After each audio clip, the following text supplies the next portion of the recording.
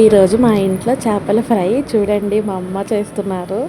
నేనెప్పుడు నేను వంట చేస్తూ నేను వీడియో తీసేదాన్ని. ఈరోజు అమ్మ వంట చేస్తుంటే నేను వీడియో తీస్తున్నాను.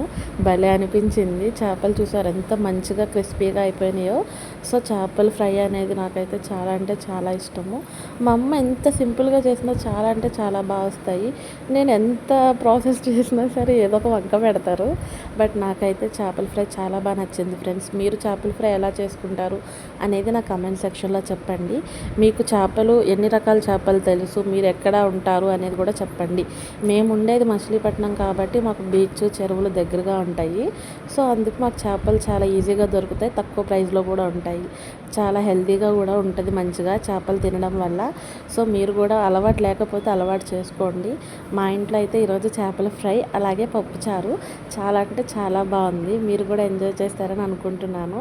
చేపలు చూసారా ఎంత క్రిస్పీనెస్ ఉన్నాయో, నాకైతే బాగా నచ్చింది ఫ్రెండ్స్.